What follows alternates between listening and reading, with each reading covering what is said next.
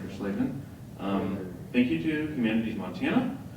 This program is brought to you by generous funding from Humanities Montana through grants from the National Endowment for the Humanities, Montana's Cultural Trust, and private donations. This presentation is also being recorded by Missoula Community Access Television as part of a media assistance grant, so thank you to MCAT back there. And then thank you, of course, to Buck for being here. That's all I have to say, and I'll turn it over to Slavin Lee, the director. Hello and welcome everyone. I'm Slavin. I'm the Executive Director of the Missoula Public Library. I'm pleased to welcome Buck Hitswithastick back to the library. I'm especially pleased to welcome him this month, which is Native American Heritage Month. While you're here, I invite you to take a look at our newly installed Salish cultural signage. You'll find it near the elevators on each floor, and then on the first floor near the stairway, at the bottom of the stairs. It's, sorry, I'm just getting over something. It's something that we did in partnership with Salish educator Aspen Decker, and I think that you'll really enjoy it. It's also funded by our Library Foundation. Buck Hitswithastick has 30 plus years of cultural immersion, language, and wilderness experience, and offers discussions on the concepts of wisdom, strength, and determination, which have all been passed down for generations by his ancestors.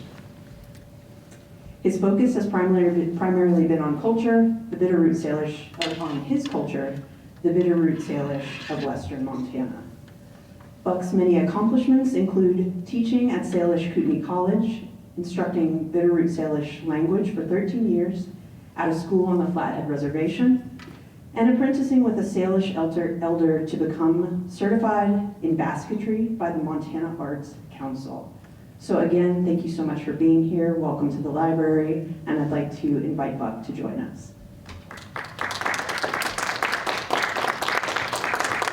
Well, that means thank you.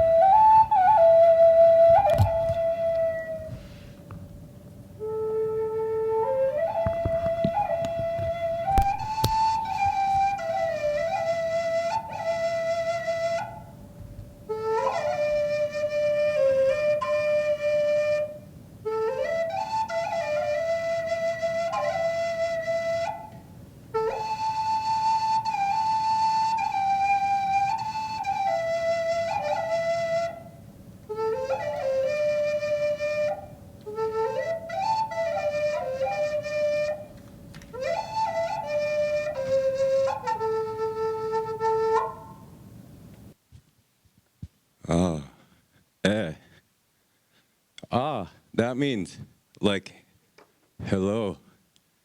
And then the ladies, they say eh. So when I say you say eh. No, I'm kidding. Hey, that's a modern joke. So the reason we start with a song or something in the language, or maybe oftentimes the flute, like I did, it's in my tribe, the Bitterroot Salish. They have we're called the Tata Ayakin. Let me go there first. Tata Ayakin means really it means the way we wear our hair. So we're a plateau, and that means mountain tops, and then plains tribe. That means we had the advantage of salmon and bison.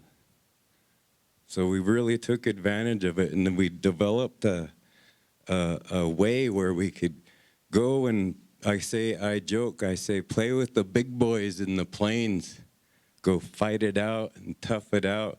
You know, and back then, the ceremonial warfare, at least in our tribe, you're not supposed to kill an enemy unless it's agreed upon. And often it was our leaders that would have to do the fighting. And usually there was a clear winner, so it wasn't a lot of fight to the death. To the point that culturally, if I was to accidentally kill a warrior from another tribe in the plains, our tribe being so small in number, we had to rely on things like delegation and trading and stuff. And luckily, we're related to the Pend d'Oreille. They're all plateau. They get all the salmon and the deer meat and the elk in the mountains. So they don't have to run and get bison like we do, but they speak the same language. So we'll go play with the big boys, I say, and then run and hide in our woods fishing. Then all your plains culture, big headdresses and longer bows and all that stuff becomes cumbersome. So that's what we are, or Bitterroot Salish, Tata Ayakan. Now, the name Tata Ayakan, that means the way we wear our hair. See, we have 3 braids, one here, and our third one right here. That one is a taunt braid. It's kind of messy because of the hat right now, but you'd braid this out this way and then tie your braid in over here, and it makes a pompadour. And that's why they would call us flathead, because the hand sign for our tribe is you put your hand flat to your head. And it was an honorable thing in the old days. In the plains culture, you would see Sioux, Blackfeet, Cheyenne even, they would say, oh, I seen the flathead. Oh, did you get to fight one? They're tough. Oh, you might get to go home, say you fought a flathead. One maybe. So we were not as tall as a lot of the plains people. They have bigger length, and we believe that you become like the land you live in. So pretty soon you're all going to be like me. Hey. That's a joke. We say "eh" when that's intertribal. Eh, that means I'm joking. But back to the Tata Ayakan. So you could have a big fight out, and like I said, you might even have a disagreement, a squabble, and then you would have your maybe your dog scout go fight, or maybe your leaders, like I mentioned before. Could you imagine that today? Have the leaders go do the fighting. Boy, I bet you they wouldn't go to the death either, like the old days. Oh, they would, all right, if I get a black eye, let's stop. It's agreed upon. Hey? No, I'm kidding. So yeah, that's what we are, the Bitterroot people.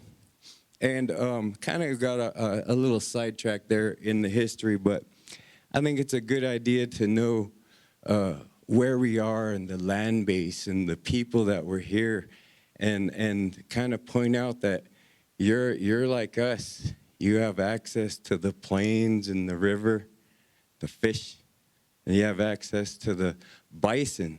You know, maybe you see what I mean as far as land. Not saying we eat a lot of bison or salmon for that matter, but as far as land base, it's good to know where you are and the people that are in that area. And so it's good that Missoula has asked me to come here because I'm Bitterroot Salish. See, this is a little north from where our home country would have been Stevensville, Hamilton, the Bitterroot. And we would have came over here in the springtime, early spring. We'd head up north as soon as it warms up, get out of there, and then we'd come over here, but we'd still be by the rivers, because in the summers you still go up high, but when it gets a little less snow, you still are by the rivers, because when it gets cold, you want to stay by the water, by the rivers. Stay where there's cottonwood. You can smoke your clothes, keep bugs away from you doing that. So then, if you think about where Costco is, when I was a youth, I would say every time we'd come into town here, that's where we used to dig camas. Every time I'm like, man, it's getting old of hearing it. Oh, right there, our camp was. And then all the McDonald's would be there and the Mordos and boy, a big camp. And they would take all this place up. Matter of fact, we is the first tribe, you know, because we work on a delegation and the honor system for warfare and all that kind of thing. So when we heard about, like, the other natives is fighting the cavalry, oh, we sent delegates out there to go make peace. We thought treaty meant peace, you know, good, let's not fight it out. And then we also heard about you know, we heard about the black robes. We thought they had power. They're going to give us power for battle. So we sent delegates out for them. Boy, imagine, you know. So if you even go before all that, you have the Lewis and Clark. And, you know, I like to tell this story. This is from my family. They say they come up and they sit all these tribes and all the way over. They pass the plains even, and they're eating the stuff called dried meat. They'd meet a tribe of natives, and they'd feed them dried meat. And then finally they make it to this mountains, and they get a run in with the Blackfeet and get chased away. According to my family, there was a they did run into trouble, but there was a scout that seen the Lewis and Clark, and there's a scout's job. He's like a watchdog. You go and either tell boss or you rah, rah, rah, take care of it. So he read it like this. He sees the Lewis and Clark. Oh, I'm gonna run out of time. Hey, so he sees Lewis and Clark, and they're coming in, and they got their whole horses and everybody. And this is our tribe, Bitterroot Salish, Flathead they call us. We sent out the delegates, priests, to make treaty. We also seen these guys coming. We didn't know what they were for. We didn't know they were selling the land out from under us. Heck, we didn't know it was owned before us. We didn't have a understanding of land ownership. That would be like, hey, buddy, I got a cloud to sell you. Changes form 4 times. Good deal. It would be like trying to do that to somebody nowadays, you know? So you had a land base, like I mentioned earlier. That means a place that you use and, yes, share with other tribes, even if you have to fight it out. But, yeah, where was I? Oh, yeah, so Lewis and Clark, they come in, and then they ran and just had it all rough. And that scout, they see him, and he looks at him, and he says, oh, there's a woman on a horse. That's not good. See, in our way, we want that path from this. Usually, you know, towns are 12 miles apart, 15, because of horseback and wagons. So, and even before that, so you see camps are old like that. They're still about 15 miles apart. That's why a lot of these towns rule. They're only 12 or 14 miles apart, right? So, especially on the res. So they come in and they have this village, and that scout, he sees the lady on the horse, and that is kind of a no-no, because you should be able to walk your grandma, elder, and children and toddlers just safe. Us warriors should have made a sacred space for them, all the way there, all the way back. And then runners going back and forth that 12 miles. Like I did with the song, that's creating a safe space. I call it sacred, but it just means a safe space. I'm shouting out with my flute because my voice isn't very good. But I shout out, make a human presence. And then I make a song or just something that gets us all in. That's why I start with a flute or start with native language, Because maybe you're sitting there going, that's not a very good song. Or maybe you're sitting, that is beautiful flute music. Or maybe you're sitting there, he's speaking some language. I have no clue what he's saying. I guess I better respectfully sit here. And you do. But what I'm doing is I'm sneaky, bitter at Salish, sneaky flathead, made you all in one mind, one thought, going, I wonder how long this flute song is going to last. See, that's a trick we do. Put you all in one heart, one mind. Anyways, so back to the story. They have the woman on the horse, and that should be safe in a nice sacred spot, all the way there, all the way back. Grandmas, even your real one, elders that can't even walk, they should be able to be drugged by a travois.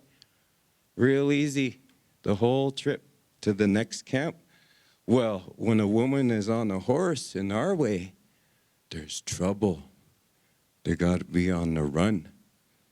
Something's going down. They have to hurry. It ain't chill for that lady. Oh, and then, boy, everyone was just short-haired, shaved, because they're sad. They must be in mourning. Huh? This is my family, so I can joke about it. They're sad. Shaved their head. Woman on the horse. Oh, I bet you they ran into the Blackfeet. See, we were fighting Blackfeet a lot at the time. Oh, any Blackfeet, sorry, honorable warriors. I could still to this day say to any one of my cousins, oh, I went up to Browning, got in a fight. Did you? Yeah, he was big Blackfeet too. He's tough. Holy, you're brave. I know, I won. Sure you did, sure, Buck. Heck no, I'd tell him I got him too, wrestled. You let one wrestle you? They wouldn't believe me. But you know, I could still brag about it to this day and gain honor. If someone's seen me, boy, Buck, I seen you call out that big Blackfeet. That's a war honor. That takes a bravery to do that. I'll give you this eagle feather. Really, a long time ago, you could. But right now, we're all in it together. So, but back then, they might have ran into the Blackfeet. So he runs back and tells Chief Chashskame, his chief 3 eagles. He says, I seen them. They're all in mourning. There's a woman on the horse. And only one victorious warrior, because you see in our way, our victorious warriors, all painted black, our face painted black, our whole body victorious. That means I fought and I won. And then we take the tallow from the deer or and the charcoal, cover our whole selves up. Be proud and stand tall. Oh, they only had one victorious warrior. His name was York. He wasn't even Lewis or Clark. Oh, he was a helper. But we didn't see it that way. So the chief, he says, go get them, bring them into camp. It sounds like they're having trouble. So we went and we got them, brought them in. That scout did. A whole bunch of them ran out and got them, brought them in. And then they get here and they see the mountains open up, if you could imagine. Now, you've seen Comanche, you've seen all these tribes, even got chased by Blackfeet. Holy. Imagine Lewis and Clark, and then you go up into these mountains. You guys know these mountains. You're here. And it opens up like this, boom. And then you see this village. And in the Flathead village, we camp in a huge circle, like a fence. Huge. And one fire in the middle, and a guard watches that one fire. One entrance into camp facing east, so you can come in and out of camp, but the rest is closed off. Our camps, you have one fire in Kusum in the middle. One fire, one family, one village. That's us right here, this town. You could think like that. Find that town center, huh? Anyways, that fire is important. It's spiritual. You keep it going. Some guy guards it all night, and whoever wakes up first gets the first coal. And then they start their fire all the way around. Anyways, they're coming into camp, and they're coming in the east, and all you see is white teepees. We're one of the only tribes that would not paint our teepees because we're known for how white our hides are. Now, if you think about it, you're entering out of the plains and the Dust Bowl and the running from, and then all of a sudden you go into our mountains, you know what they look like, and it opens up like this, boom, and then there's a huge ring of white teepees, all native, because in our way, the Flathead, the men dress up, because like the birds, and the birds, the men have the squawk. They got the feathers, they got the color, they got that strut down. That's like us. That's the Indians. Yeah. As a matter of fact, the society is mostly ran by grandmas, huh? But because us warriors, I know how many deer I got this year, but I don't know anything about who just had a baby, needs extra meat. Whose grandma just lost a hunter in the battle. I don't know any of the details. I can tell you I got my fill. I can tell you how many I got. Buck, where did that rump roast go? I don't know. So really, if you think about it, our economy is ran by women because they know. But us men, every one of us is a medicine man. I don't mean like big spiritual leader. Each of us is our own leader in that way. And it was taught as a young age, you're going to run a sweat because because what we all do. You're going to learn how to talk to Creator because that's what we all do. So we didn't have your typical medicine man, and even chiefs weren't necessarily your chiefs. You had a council, and they'd come together, and they would usually bring in what is needed for the talk from their wives at home who actually knew what was going on in the economy. But us guys, we got to get together, dress our best, and look at each other, and knowingly that we all have something to say because our wives at home told us to make sure we say that. And then when one guy, either the war chief or peace chief, makes the decision, everyone wants to think like kingly or something. No, he's an appointed mouthpiece. He ain't afraid he's like me. He's not afraid to get up there and say the thing. He's brave, gonna get up there and say the whatever. So there you are. And then our clothes, remember all our clothes, our hides were white, like on purpose. No painted teepees, not a lot of color or tan on our clothes.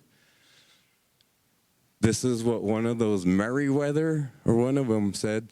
He thought they ran into the lost tribe of Welshmen because he couldn't see Indians being so civilized.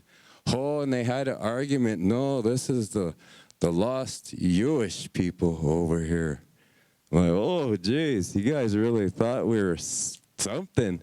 But it's because after all that, and even in their culture, having pure white clothes is kind of neat. Especially when you're just rubbing, and then you go, and then the mountains open up into the valley, and there's this all white with everybody in all white clothes. Like it probably was pretty bright coming out of those woods because you come up that pass, and then you come over and you're, holy. Yep. So that was our tribe. Now, I wanted to cover a couple things. That was kind of my history. They call that Hellgate because one time they were all down here picking camas, like I said, over by, I think it's weird that Costco is where we used to get food, and now that's, I don't know, it's hard to explain. Anyways, it's good food there, eh? So there they are, gathered. And we got our priest. They were like, what? So they sent one to us, and we were still on the mind that, you know, because in our way, your spiritualness has to do with like how awesome you are at hunting, at fighting, at real life stuff, crafts. No better way to honor Creator than be creative, huh? Yeah.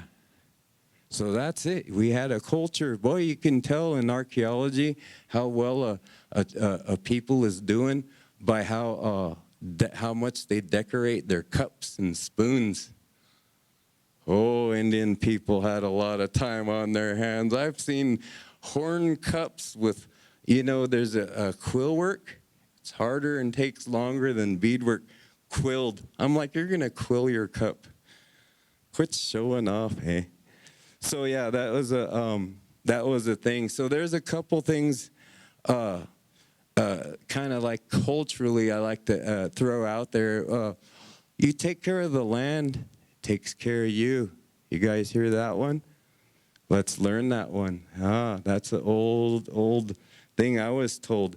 How about one on the fringe? Like there was one where they say, I used to stand in the doorway, just standing there.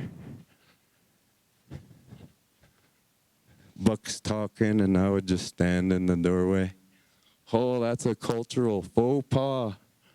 No, that's the warriors. I had to have elders tell me.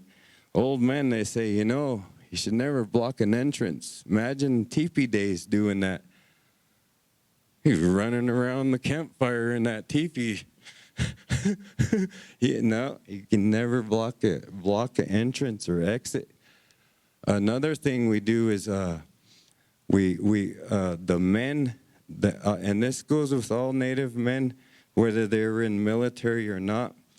And I think it's a little stress trauma from the woods, living up there. I think I got a little bit of it. You get up there and you're out there a long time, and in there in the woods too much, your senses are heightened. You can feel things too much. So in our culture, I like to, you know, share things. When you walk by a group of men, make sure you go, ah, or eh, or That way you know that they know, because sometimes, well, I know one thing, I've gotten in trouble just walking behind them like no biggie. Didn't even say excuse me. And I seen the hair on back of everyone in their necks go up. So I always say, and I was told culturally, I always say when you see a group of men and you're coming up behind them, especially in the woods, you're going to want to say, hey.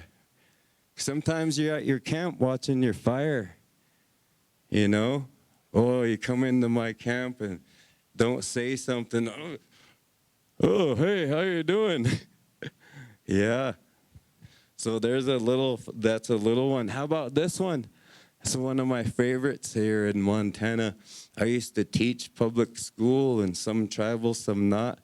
And I always know our local kids, the local ones, because when they're listening, they look like this. They're just quiet and drawing something on their paper. And I had to tell teachers, you know, hey, that's the way Indian kids listen. Because in our way, my grandpa, if I came out here and he's telling me something and I have to listen, and I'm going like this, staring at him, chewing my bubble gum, he would think I'm giving him attitude.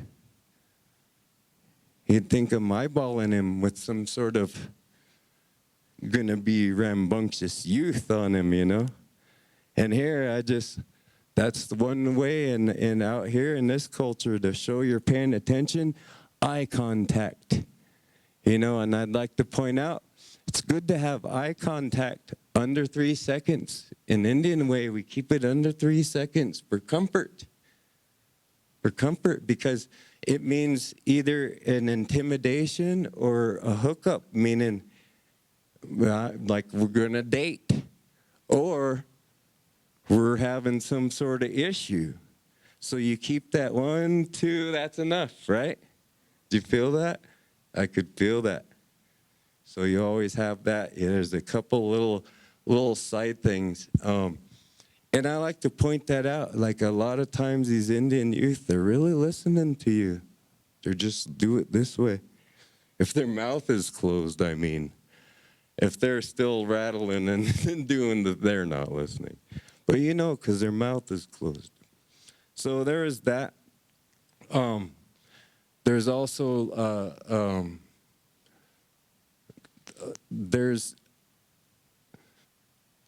this is the part where I kind of go on to like survivor techniques, kind of while covering faux pas type stuff. And I started already, like I was mentioning, only take what you need. So my grandma, when we'd pick berries, we'd go up and we'd hit a patch of huckleberries. You guys might get to enjoy this too.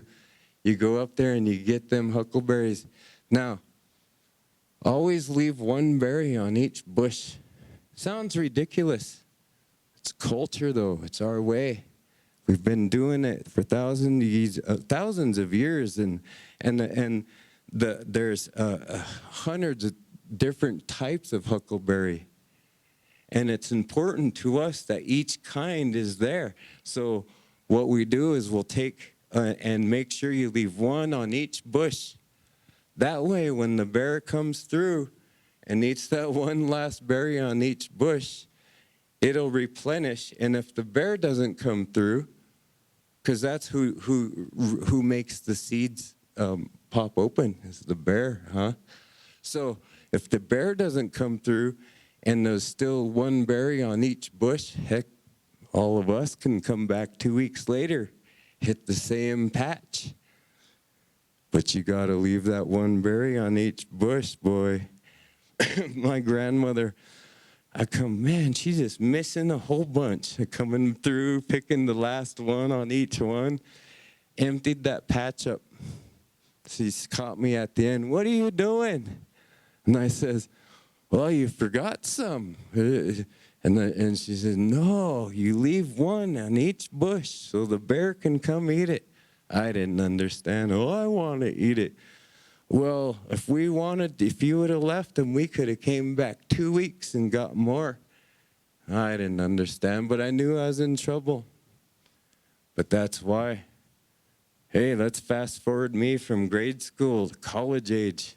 I'm out there, man, backpacking, got my stuff, my knife, man, my walking stick. I'm up there. I'm just learning to be a, man versus nature. See, that's not the Indian way. There's no man versus nothing. You're going to lose. But, when you're young like that, you learned if you find something, always put it back. You also want to say, I do this trick where I get minnows. I'll make a little travois and I do a little hole and it'll fill up with the minnows. I'll make a little willow basket, you could say, not bag, but a willow basket type thing, and you can collect a bunch of those minnows in it. And then if you don't leave that, I mean, that little travois coming off the stream with your puddle you made will change the course of the whole creek. And you don't want to do that. So if you're getting your minnows that way, you're going to want to put it back to nature.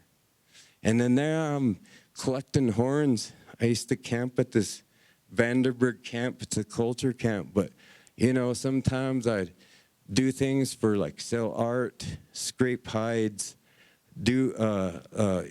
make knives, all sorts of neat stuff, and then paint it or beads on it, and sell it during the summer. Well, sometimes for money, you would go like backpack and collect antlers. You heard of that? I remember one time I came down. I really did. I had 3 little antler drops because they drop them every, you know. So I caught 3. I got 3 antler drops, and I'm like, oh yeah, I've got a bunch now. And one was pretty big.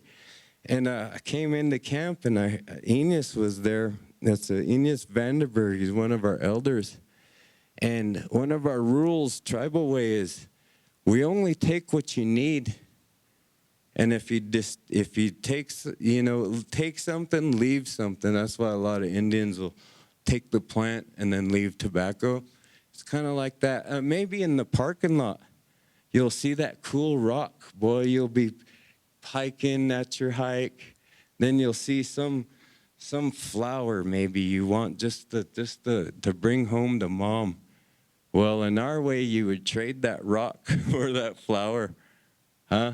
Never just take, right? So there I am, young man, got some antler.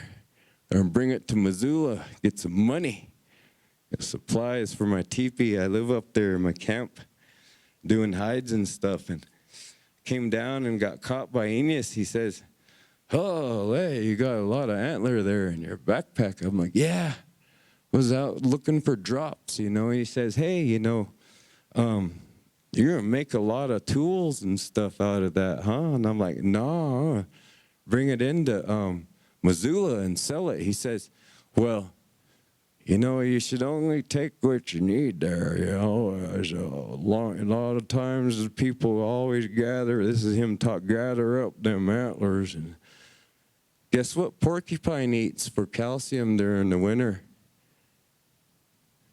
So here I am, just like everyone else. And I says, well, I don't really need all this tool. I was going to go sell them, make some money. He says, sounds like you don't need antlers, you need money. And I thought that was brilliant. It was brilliant. And so in going with that, went back to work scraping the hide because I know I could get a good 150 off a brain tanned deer hide. You know, at least that was back then. So there is a couple things like that. You kind of learn as you go. And I find that all of us here in this western Montana, we're becoming like the land, whether we like it or not. The longer you spend time here in Missoula, up here in this, you end up trauma bonding. You get one tough winter here. You come here and it's amazing. It's a beautiful place. And it's just, the summers are nice. You got the lakes, birds, chirp, chirp, chirp, and you're just loving it. And then that one first storm comes. And then you just suffer through it, and then you seem like it's still half the year, snow. And then you come out of it, and then you're just like us. Yeah, the Bitterroot Salish, trauma bonded with this land now. First thing you get, as soon as the snow is away, you're going to run to Missoula. I do. Well, we're already here. You guys are lucky. And go get some food. Yep. Nothing's changed, you guys. Nothing's changed. As long as we take care of the land, it'll take care of us. And they say, you know, they tried to assimilate the Indian. I think it's working backwards, you guys.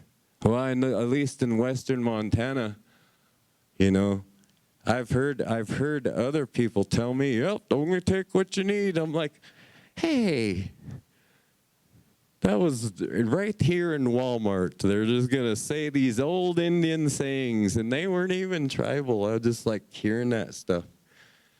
Well, honey, we should only take what you need. And I just thought that was neat, because to me, that's culture, you know. And so at this point, this is my favorite part, where I talk about myself. No, I'm kidding. But I will open it up for questions in case you want to figure out who I am, how I ended up here, why I talk, or any of that stuff. What questions might you have?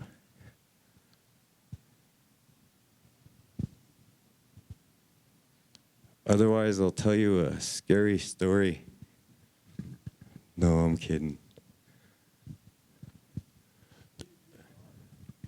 So it started out, I was just scraping hides at 18, doing the work for this other family that processed them into buckskin.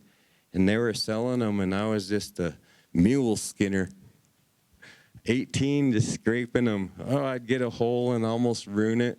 And then they delegated me down, or one of those words. So I started out with good metal. You guys know those, it's a draw knife. Yeah, so we'd use sharp draw knives at first. And then, man, I was putting holes in them just too gusto. And it's kind of an angle and a thing. And we do a thing called wet scraping, where other tribes in the plains, they'll stake out the hide, dry it, and then scrape the meat side and then the hair side. And that's what you want to do in a lot of cases. But our tribe, remember I said the white of the buckskin? To get that, you pretty much have to follow certain rules to get it that pure white. And so you'd really do what's called wet scraping, and you get these, that means if the hide started drying a little bit, I would have to stream or a bucket to get it, because when it dries, it gets hard and tightens, right? So we're doing it like that all the way until it's almost leather, and then that last process we'd dry. Now after that, I would do shields, war clubs, bows, quivers, arrows. Because I grew up with my mother did a lot of beadwork, and we would travel around, and she could go Minnesota, California, Arizona, anywhere we went, she'd sell that beadwork. And I was kind of a strange kid, so I got to pick up a lot of that. Like I remember when we'd be here on the res and I had freedom to run down to the river and just take off, I'd come back with dead things, you know, feathers and turtles and stuff. And I remember one time, and this is a great trick if you ever think about it, to raise your son up into this way of becoming Indian, becoming native, culturated into this without knowing it. I'd bring in that turtle shell, dead, just sitting in nature, you know. Oh, gross, get that out of here. You better go throw some ashes on it from the fire pit and give me a bag. And I'd put it in that bag, and I'd go out and put ashes. And she's like, oh, that's still dirty. You better shake it, leave it the next day. I'd go and get that and blow off my turtle shell. Mom would say, oh, gross, get that out of here. Get that out there. Take a stick and click all that hard stuff out of there. So I'd take it out there with my stick, and then I'd clean it out. Then I'd bring it in. Oh, geez, get that out of here. You better spray it with vinegar or stick it in some more ashes after it's wet.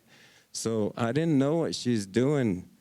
But pretty soon I'd bring that shell in, and she said, let me see that. And then she'd cut some leather and some rawhide and then have a stick. And then pretty soon it's a rattle, fully beaded handle. I'm like, hey, that's cool. Take me about 22, 23, I realized I was doing all the work.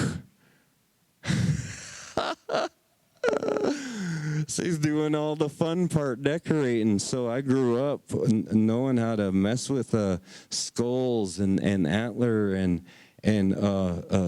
rawhide and leather, and grew up because my mom was a craftsman. And she kind of kept me naive, like she kept me away from other things so I could learn culture and stuff.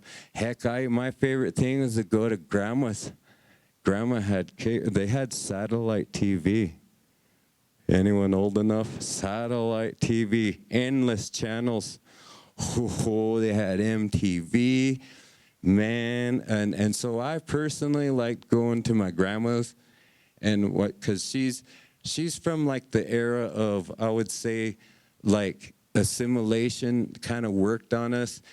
My grandma and grandpa are from the era where they would send out native people away from reservations to go and learn a trade. My grandma was a nurse. My grandpa was a mechanic. Come to find out, they all were either a nurse or mechanic. Anyways, but my mom, she's from a counterculture era. And I mean, before it was, really counterculture, my mom was at the lead of that. She's that era. So she had the I would say later what became hippies and stuff, huh? But she was at the forefront of that, leading them. Oh, I don't know if she's leading them very good. No. But anyway, she was right there. So you can imagine her raising on me, keeping me kind of away from worldly things as much, And when I would start getting too comfortable here on the res with my, I call this a reservation, right? My resi friends, they're all getting in trouble. My mom would be like, oh, time to move. And we'd go move in some big city where I'm the only, not only tribal person, I'm sometimes only dark person. So one time I was in a neighborhood, I was the only light person.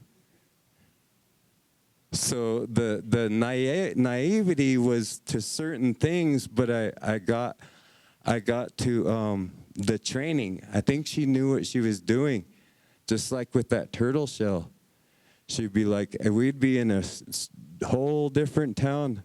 She'd be like, Buck, go, and we're at a gas station. Buck, go over there and tell them that you're Indian, that you're here and you're wanting some change so we can have some gas. And least you could do, and she'd have me say these things, least you could do is give me some change, take our land. I didn't know what I was saying. Mom was that way. She was just tough. But, in all that, I know that we as Indian people, I know there's a danger in the world. There's it's against us in a way. But at the same time, the earth and its people, they're out there, and that's for us. And then doesn't matter where you are, you can go and be able to, like a good Indian man, boy, button up your shirt, Buck, fix your hair, and she trained me how to try to dress nice, like a good bird, not like good native males, She tried to teach me how to speak in public. Go tell them you change, that story.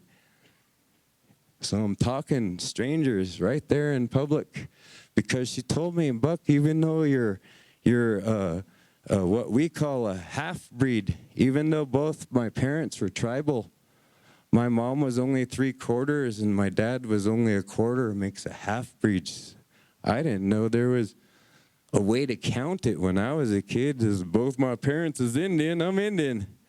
Nope, she explained, even though you're half-breed, you're going to have to explain to everyone you run across in the world that you're not Filipino. You're not Mexican. No, you're not Polynesian. You're going to have to explain who you are and what tribe and what language. You remember those things, because those are the things that are important. And when they ask, do you still live in teepees? You say, yes, sometimes during powwow, 4 days in a row, boy. But no, and that's pretty much it. And a little quick about myself, I did live in a teepee, so it is nice to be able to say that no, like I explained, Grandma, she didn't like me doing hides in the yard. Imagine the mess of hair and ooh. I made my own glue by taking all the rawhide ends and pieces, and I'd boil it up. Ew. But that's how I learned. And my art is getting known because I do everything without modern tools. Like I said, I make my own glue. Survival tip, pitch and charcoal, heat it up. That makes it Indian Gorilla Glue. Because in Gorilla Glue is a pitch-based chemical reaction between the base and the acidic is through water creates the reaction. Our pitch-based glue, pitch glue, is pitch and charcoal. Pitch is the acidic, the base is the charcoal, but we use heat from the fire to create the chemical reaction, and it bubbles and dries and solidifies just like your bubbling up Gorilla Glue. The other one, I think you guys know, when I make it, it comes out brown and ugly, but I'm sure if I hit bleach to it, it'd be white, and you would notice it's the same consistency as the old-time paste. You ever wonder why Elmer's had a cow on it when we were young? Yeah, they did the same thing, except they used any old part. I'm like, geez, no wonder they bleached it. Whereas me, I try to just stick with my hide ends and pieces. All right, that's about it. Any questions, you guys? What might you have? Yeah. You know, Gorilla Glue is so far and away from, organic. Right, it is. And I was wondering, once it's solidified, could you add water and reactivate it? No, not ours. So I used to carry this rock around to classes and when I would instruct, because no one could peel off the charcoal pitch glue off the rock. It had become part of the rock. And then I have this other thing, our paint is just grease paint. It's just like animal tallow and rock powders and plant powders, right? So if you think about it, your highest end makeup is made from animal product, not petroleum, and mineral. So our basic paint is basically your highest end makeup. Here's another one. When I paint, I take that glue I make that with the hide ends and pieces and boil it, and then I add my pigment, rock powder to that. Oh, I can stick my hand in that goop and put it on a cave wall. It'll stay there thousands of years. If you don't believe me, go look. They're out there. And that's why our people kind of, they let Buck do whatever Buck does, because I do a lot of that stuff, and they let me be weird. Yeah. Any other questions?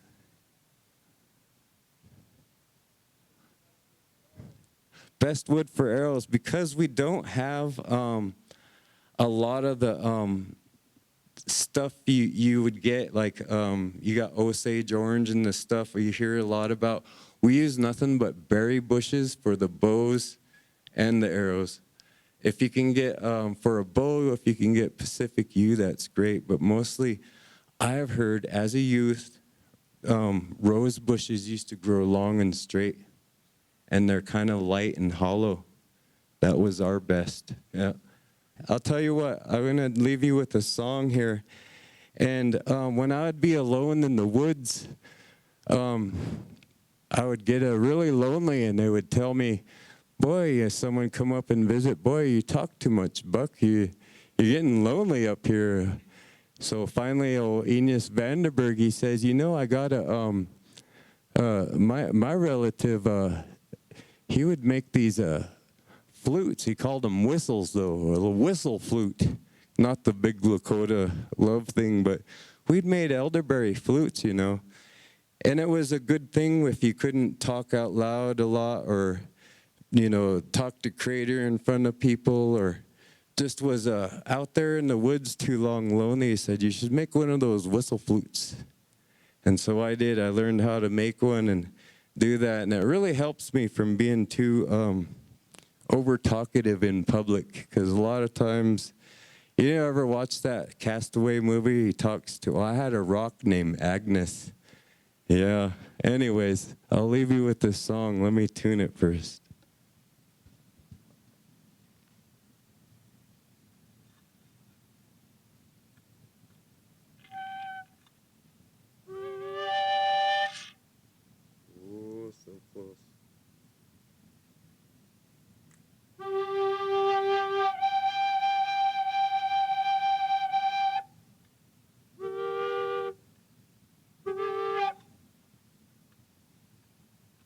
tuning.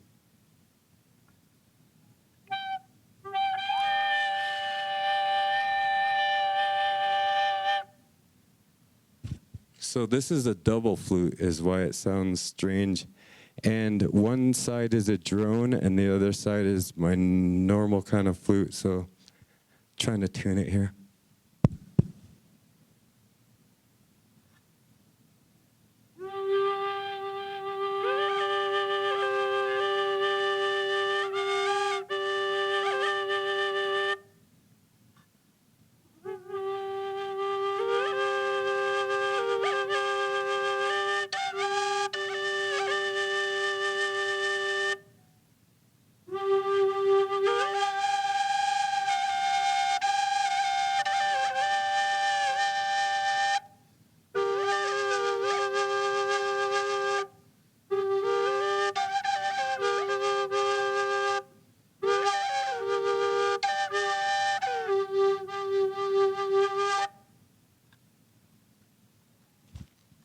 Lemons.